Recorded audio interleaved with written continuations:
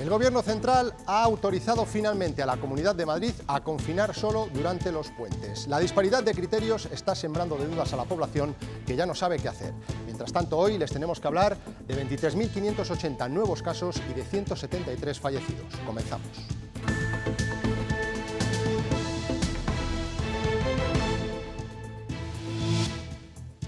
El Congreso aprueba el estado de alarma para los próximos 6 meses. El PP finalmente se ha abstenido y Ciudadanos ha votado a favor. La sesión ha terminado con la ausencia de Pedro Sánchez y con aplausos para el ministro de Sanidad, Salvador Illa. Buenas noches, aplausos que contrastan con la situación en la calle, con el desconcierto de los ciudadanos y con 17 comunidades autónomas actuando de forma dispar ante la contención del virus. Hoy el vicepresidente de la Junta ha vuelto a criticar al Gobierno central. A mí me gustaría tener a Angela Merkel o a Macron. Tengo lo que tengo, y con esto tenemos que trabajar. La Comunidad de Madrid es una de las que va por libre. Había acuerdo con Castilla y León y Castilla-La Mancha y Díaz Ayuso lo rompió durante su declaración institucional. Ha decretado un cierre perimetral, pero solo durante los puentes, y el Gobierno central finalmente ha cedido. David Aragonés. Sí, así es, el Gobierno habría dado el visto bueno a esta medida, según la Comunidad de Madrid, después de criticarla duramente y acusar a Ayuso de crear confusión a los madrileños. La comunidad interpreta con flexibilidad el estado de alarma y los 7 días naturales para ese confinamiento perimetral. Ayuso cree que esos 7 días pueden no ser continuos. Otra medida restrictiva, el toque de queda, deja a otros grandes damnificados, los hosteleros. Entienden la situación y en algunos casos hasta aconsejan cerrar un mes, pero claro, recibiendo las ayudas pertinentes.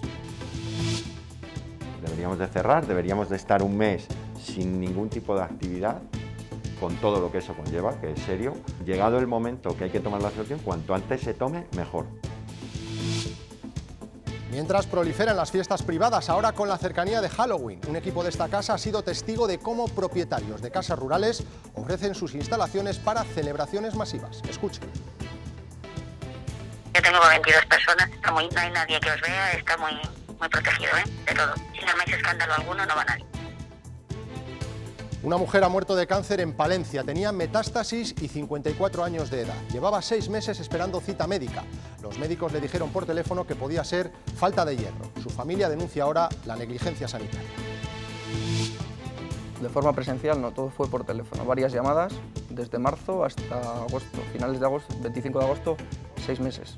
Más de 6 meses esperando que un médico la viese. Atentado islamista en Niza. Un hombre armado con un cuchillo ha matado a 3 personas en la iglesia de Notre Dame. Una de las víctimas ha sido decapitada. El presidente Macron ha visitado el templo y ha anunciado mayores controles ante lo que considera locura islamista. En cuanto al tiempo, ya nos acompaña el anticiclón y no nos va a abandonar al menos hasta el domingo. Tendremos frío y algunas nieblas, pero a primera hora del día. Por la tarde el protagonismo será para el sol y disfrutaremos de temperaturas primaverales que rozarán los 22 grados durante el fin de semana.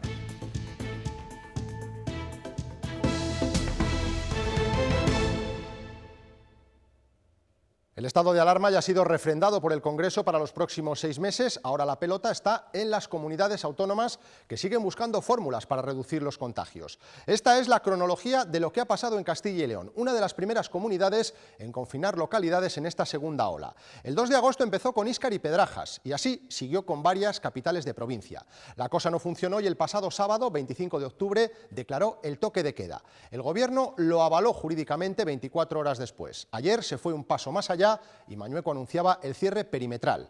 La situación no mejora y hoy la consejera de Sanidad, tras el Consejo de Gobierno, ha confirmado la noticia que les adelantábamos ayer. Si las cifras no mejoran, habrá confinamiento domiciliario. Nos gustaría que fuera un confinamiento domiciliario programado, es decir, con datos encima de la mesa durante 14 días y para eso se necesita una herramienta jurídica que ahora mismo no existe y por eso también le pedí concretamente al ministro que esto estuviera a nuestra disposición a partir del 9 de noviembre, que es cuando se tiene que hacer una actualización. Nos cargaremos con las responsabilidades, insultos, descalificaciones, precios políticos que sean necesarios. Pero no pondremos la vida de nuestros ciudadanos en juego. Pues bien, a partir de mañana a las 2 de la tarde comienza el confinamiento perimetral de Castilla y León. Hay otras 12 comunidades que han tomado también esta decisión, aunque cada una con sus matices. La movilidad está permitida dentro de las regiones en casi todos los casos, lo que genera situaciones cuanto menos curiosas y contradictorias. En Castilla y León sí se permiten los desplazamientos entre provincias y surgen algunas incoherencias. No se puede viajar de León a Oviedo con menos contagios, pero sí desplazarse a Burgos. El mismo tiempo de viaje para llegar a una ciudad con el triple de incidencia, por encima de 1000. De una ciudad a otra, ¿a qué vas allí? ¿A pegar lo que tienes tú? Confina perimetralmente municipios, capitales que estén bastante afectadas, ¿no? Otro ejemplo, de Segovia se puede ir a pasar el día a Salamanca, que duplica la incidencia y tiene el valor más alto de la comunidad por encima del 1000. También se puede ir a los pueblos pequeños y eso pasa mucho en este puente.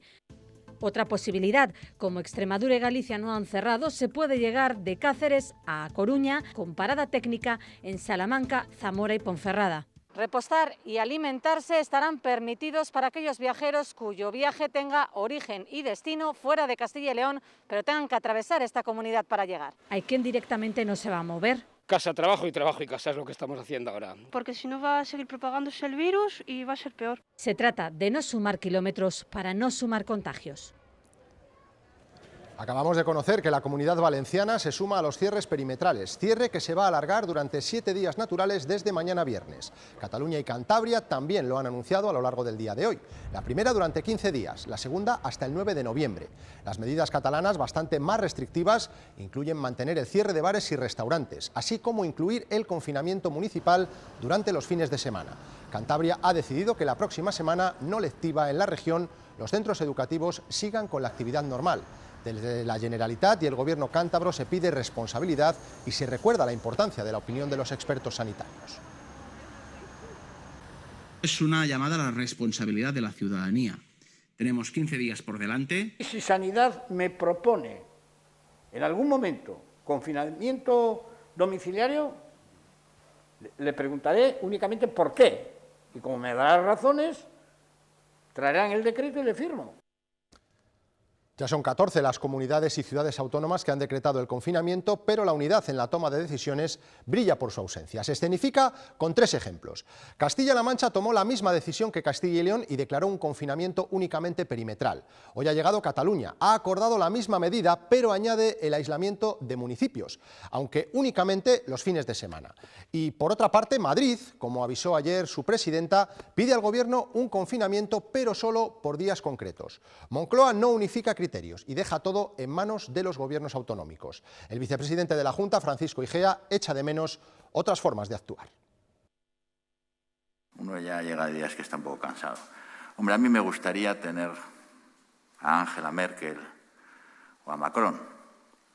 Tengo lo que tengo, y con esto tenemos que trabajar, y tenemos que trabajar todos para hacerlo lo mejor posible.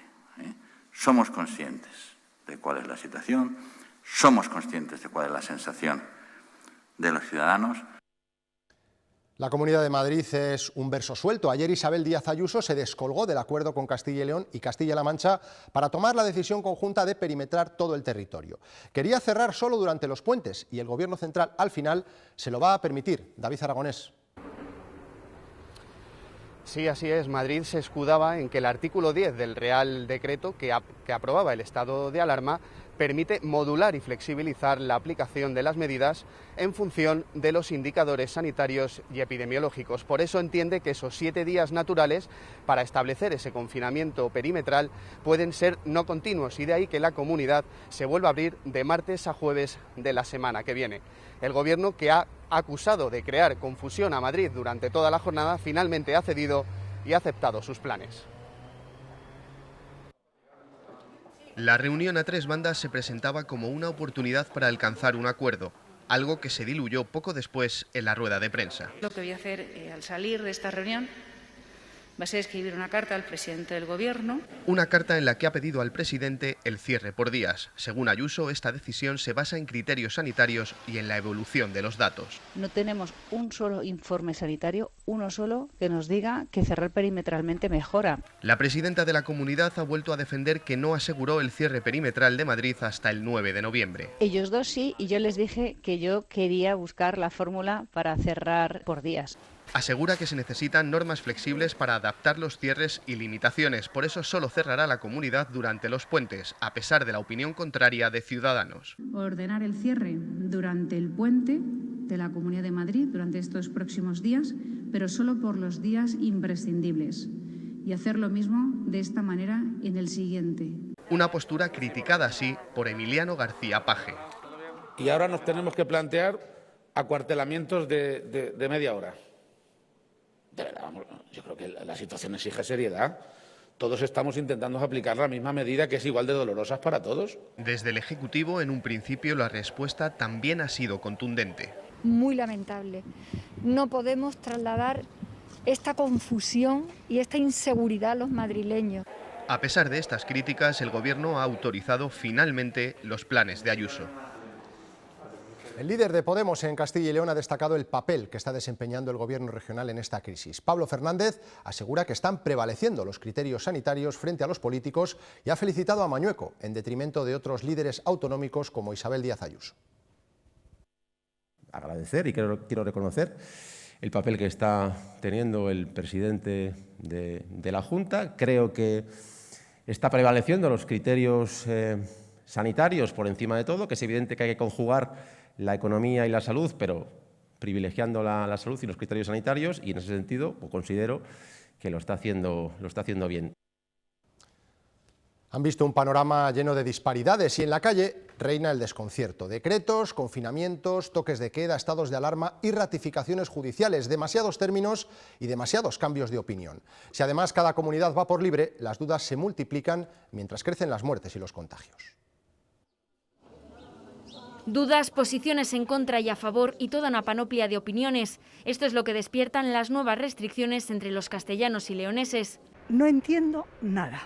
Ya no sé si estoy confinada, si no estoy confinada. No hay unanimidad ante las nuevas limitaciones, ni siquiera entre los que están en contra. ¿Por qué vamos a quedarnos todos en casa? ¿En casa se cura uno sin hacer nada? Yo no sé, yo por lo menos no me quedo en casa. Las medidas prohibitivas no son del todo eficaces. También hay quien está a favor de las restricciones y que van más allá. Piden medidas más contundentes y generalizadas. Yo creo que están siendo todos muy blandos. Tiene que haber medidas, pero unificadas a nivel de Estado. Entre los universitarios hay quien recela de la presencialidad de las clases. Y a mí me da miedo ir a la universidad, porque van de fiesta y les dan igual todo. Dentro de las preocupaciones también está la economía. Y sobre todo, que no termine de hundirse la economía del país, que esa es otra. Diferentes puntos de vista ante lo que se hace evidente, reducir los contagios y frenar las muertes. La hostelería sufre la pandemia y el futuro inmediato amenaza con empeorar la situación. Hoy la consejera de Sanidad ha dicho que si no mejoran los datos se baraja el cierre total o parcial de los negocios, en principio desde las 6 de la tarde. Conoceremos las medidas el próximo martes. En los fogones de un restaurante estrella Michelin reconocen que su futuro pasa por una decisión dolorosa. Deberíamos de cerrar, deberíamos de estar un mes sin ningún tipo de actividad, con todo lo que eso conlleva, que es serio, y que las personas que tienen la capacidad que se pongan a trabajar para tener unos controles exhaustivos que hasta ahora no se han tenido. Es decir, de poco vale hacer un esfuerzo si dentro de 3 días vamos a volver a estar como hasta ahora. La incertidumbre y el miedo ha vaciado las mesas y las cajas registradoras. Nadie sabe con qué nos levantamos mañana. Estás a medio gas, los gastos siguen siendo los mismos. Los hosteleros ven las barbas de su vecino cortar.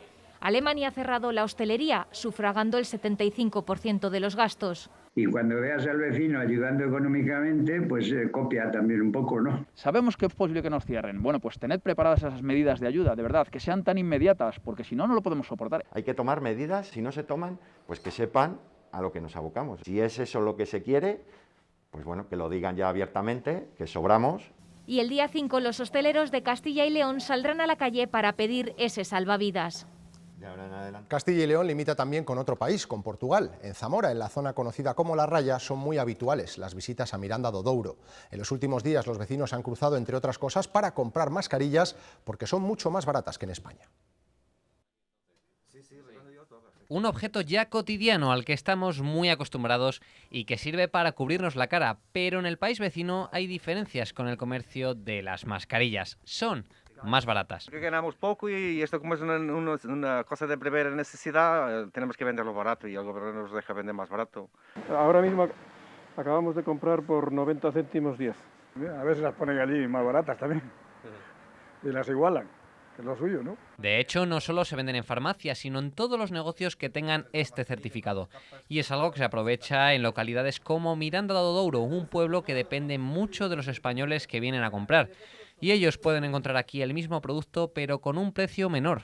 Más vendemos para España, que estamos más vocacionados como frontera, para la gente que viene de aquí, de los pueblos alrededor, Zamora, Salamanca y todos estos pueblos. Ahora la demanda en Portugal va a ser al menos parecida a la de España porque las restricciones han llegado a las calles. A partir de ahora tendrán que cubrirse la cara en la vía pública, algo que tampoco celebran demasiado los comercios. Mejor no venderlas, mejor la gente andar toda tranquila sin mascarilla, ¿entiendes? Más es una cosa que no sabemos cuándo va a terminar y se va vendiendo, sí. Una medida que ha tomado el gobierno portugués para frenar el avance del virus. Hoy el delegado del Gobierno ha asegurado que a pesar del cierre perimetral de Castilla y León, las fronteras con Portugal siguen abiertas y que no habría problema en visitar el país luso. El BOE portugués asegura que las limitaciones son solo entre concejos.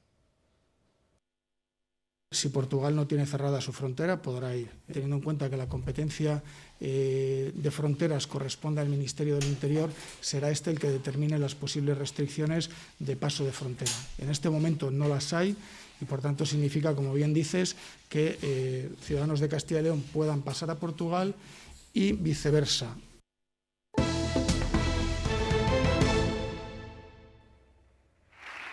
El estado de alarma se ha aprobado finalmente en el Congreso y el Gobierno lo ha celebrado con un largo aplauso al ministro de Sanidad, Salvador Illa. Ciudadanos ha votado a favor y el PP se ha abstenido. Pedro Sánchez solo ha estado en el hemiciclo en el inicio del debate y no ha escuchado la intervención de Pablo Casado. El ministro ha pedido a la oposición que anteponga los criterios sanitarios. David Aragonés.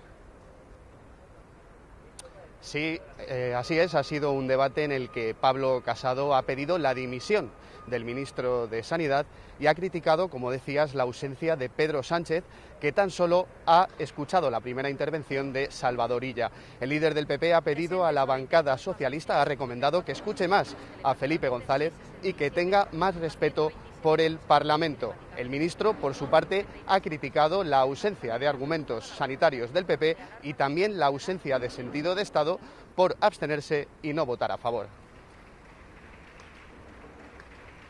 Somos conscientes de que la ciudadanía empieza a estar cansada de meses realizando esfuerzos y sacrificios, pero no es el momento de relajar medidas. Estamos ante unas semanas, unos meses que van a ser muy duros. El ausente presidente del Gobierno, Pedro Sánchez, dijo que había derrotado al virus. ¿Hemos derrotado al virus? Que en la segunda oleada acaba de decir usted que requiere de medidas drásticas y excepcionales durante 6 meses. Da mucho miedo lo que viene. Y ustedes están aquí lavándose las manos como Gobierno y diciéndole a las comunidades autónomas que actúen. Sin que se les caiga la cara de vergüenza, nos traen aquí una propuesta de estado de excepción de 6 meses.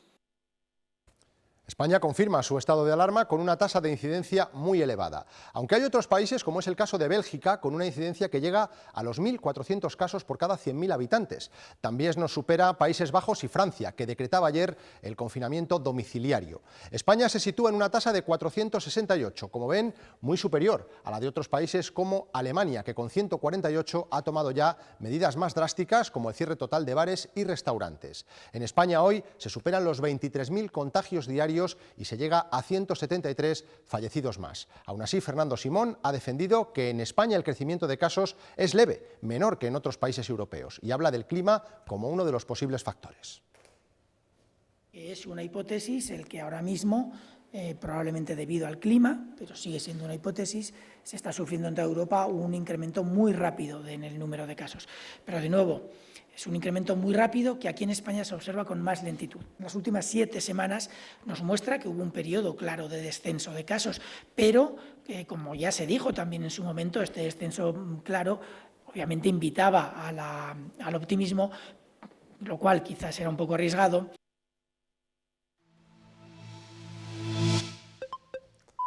Y Castilla y León ha rozado hoy los 2.000 contagios en un solo día. 1.908 casos. Valladolid y Burgos suman casi la mitad de esos positivos.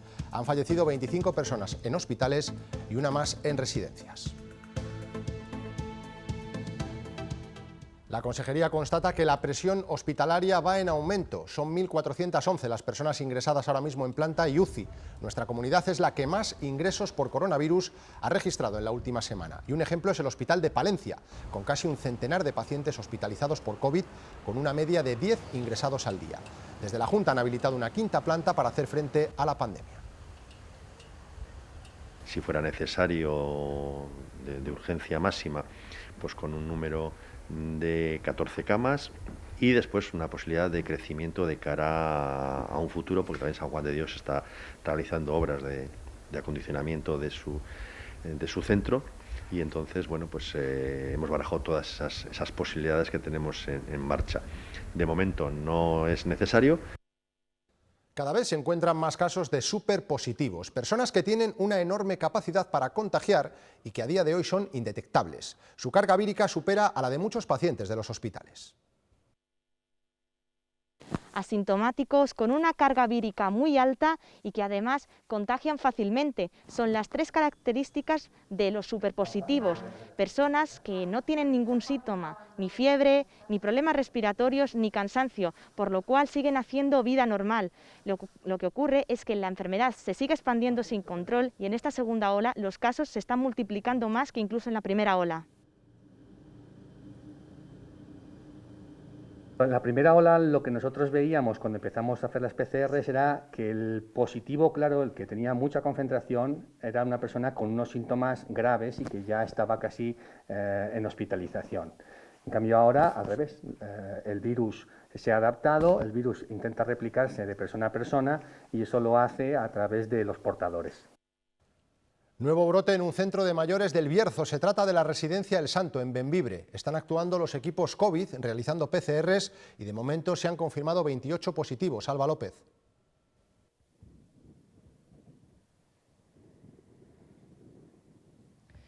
¿Qué tal? Muy buenas noches. Pues 28 positivos de momento porque el equipo COVID está a la espera de los resultados de otras 70 PCR. En total se han realizado 150 pruebas en una residencia que cuenta con 113 internos. Todos los positivos están bien, son asintomáticos. De hecho, las alarmas soltaron en una de las pruebas rutinarias que se hacen aquí en la residencia, tanto a trabajadores como a internos, cada 15 días. Fue ahí precisamente donde se detectó este brote, el cuarto en las residencias del Bierzo. Bembibre se suma así a los casos de Toreno, Favero y Cacabelos. La tecnología se pone nuevamente al servicio de la prevención contra la enfermedad. Estos sensores los ha diseñado una empresa berciana, Reditel. Controlan en todo momento la calidad del aire, sabiendo hasta qué punto hay que ventilar un espacio cerrado. El Ayuntamiento de Ponferrada ha instalado 17 en espacios públicos, aunque la idea es ampliarlo también a empresas privadas e incluso a centros educativos.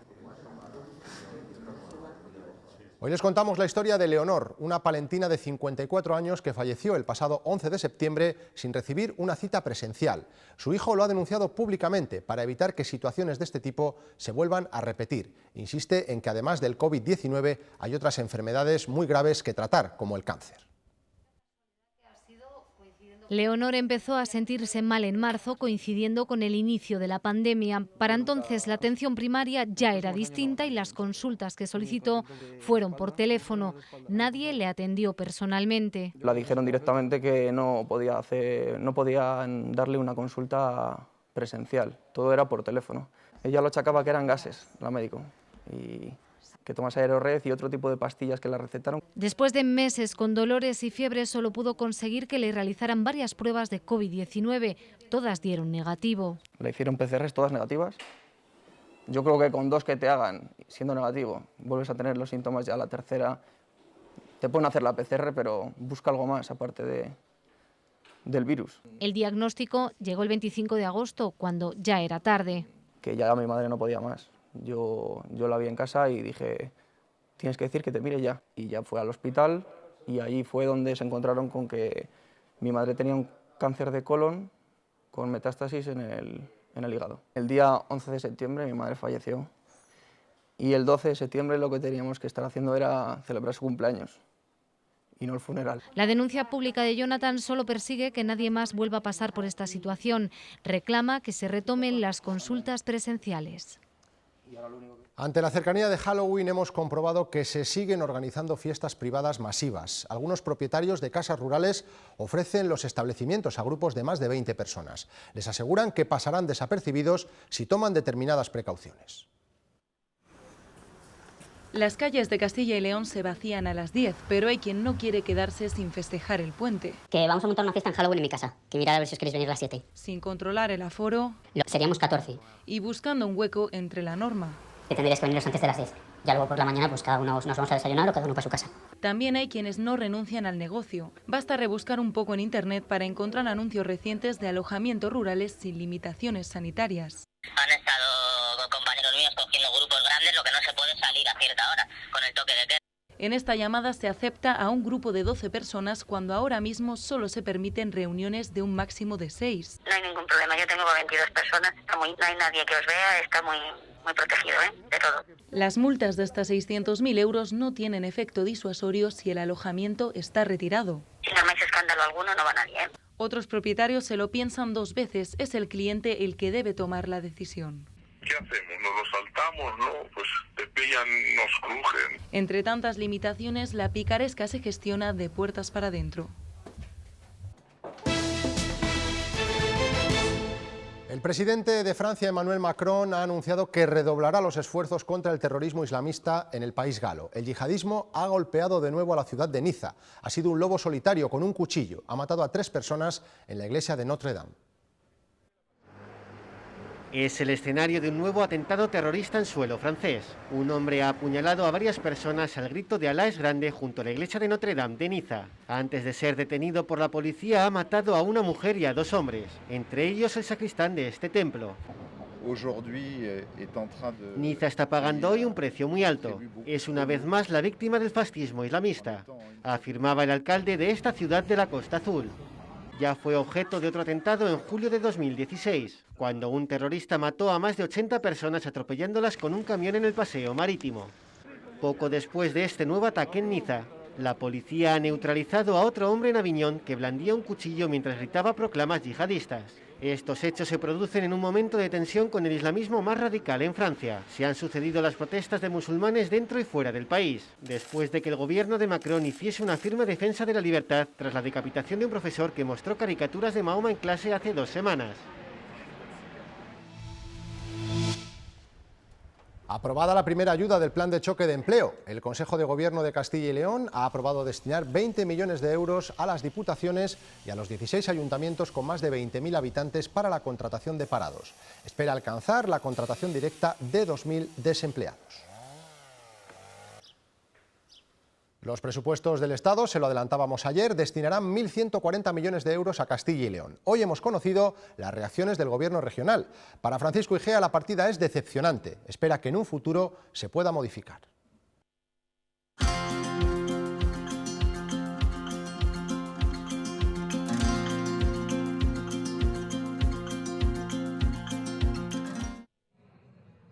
De aquí saldrán 1.140 millones para Castilla y León. Muy poco satisfactoria. Esperamos que durante la tramitación se puedan mejorar el grave perjuicio que suponen. Porque aunque son 12 millones más que en los anteriores presupuestos, incluyen los fondos europeos. La cuantía real cae hasta los 847 millones. Las inversiones han caído más de un 15%, con independencia del dinero que viene de Europa. Dinero que vamos a ver si entre todos conseguimos que vaya a los sitios adecuados. El grueso irá a nuestras carreteras, casi 281 millones de euros, la mayoría para 3 autovías. En la A11, el tramo de Tudela, Olivares, Quintanilla de Arriba y la parte soriana entre Venta Nueva y San Esteban de Gormaz. Se pagará uno de los plazos de la A66 entre Benavente y Zamora y también habrá una partida para la A73 entre Burgos y Aguilar de Campoo. Además, habrá 108 millones para las obras de conservación. Son presupuestos nada buenos para España porque no son nada realistas. El Gobierno piensa que va a haber un crecimiento el año que viene del 9%. 100 millones irán a las confederaciones hidrográficas y para la modernización del regadío. El INCIBE y la comarca del Bierzo tendrán 11 millones cada uno. Entendemos que estos presupuestos son sociales, están marcados al final para la ciudadanía. Entendemos que al final tanto sectorial como el tema de obra pública, como el tema que estamos diciendo de algunas de las provincias, se tiene que ampliar más. También habrá 23 millones para desmantelar Garoña. Noticia de última hora, acabamos de conocer que el cierre perimetral de la Comunidad de Madrid arrancará esta misma madrugada a las 12 y durará hasta el próximo martes, día 3. Seguimos con otros asuntos. Alberto Esgueva y Germán Martín han comparecido hoy en la Comisión de Investigación de la Trama Eólica por su presunta vinculación. Ambos respondían a las preguntas de forma telemática, pero el retraso en el inicio de la primera de las comparecencias, donde Esgueva rechazaba irregularidades en la concesión de los parques eólicos, hacía que el Grupo Socialista abandonara la comisión. Han pasado 5 minutos ya desde la convocatoria y desde el Grupo Socialista queremos manifestar que de nosotros no se ríen los presuntos delincuentes. Quien negoció y preparó y organizó toda la parte de documentación, negociación con la Administración fue Iberdrola. Nosotros no participamos nunca en nada. El cine de Castilla y León está muy presente en la Seminci. El director segoviano Eliseo de Pablos ha presentado su última película, Construyendo la luz, todo un homenaje al mundo de la vidriera con un protagonista claro, Carlos Muñoz de Pablos.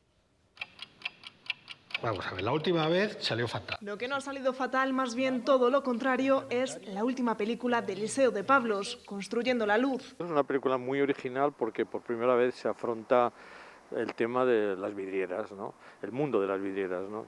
Es un mundo fascinante, un mundo con técnicas milenarias que hemos abordado a través de la obra, de los trabajos de Carlos Muñoz de Pablos y sus hijos, de Betraria Muñoz de Pablos. Porque nunca nadie antes había llevado este oficio a la gran pantalla. Su delicadeza, mimo y cariño ahora se puede disfrutar en la Seminci, pero estas vidrieras van camino de convertirse en internacionales desde el punto de vista cinematográfico. El día 9 ha sido seleccionada, va a competición al Festival de Trieste en Italia y bueno, esperemos que sea un poco el inicio del camino para la película en festivales y espero que en distribución.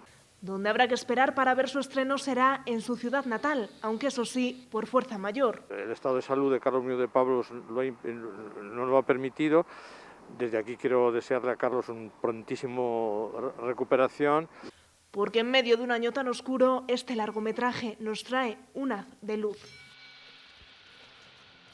Los acordes de Beethoven han sonado esta tarde en la nave central de la Catedral de Burgos. La Orquesta Sinfónica Freixenet ha sido la encargada de interpretar el concierto para violín, violonchelo y piano en do mayor, conocido como Triple Concierto.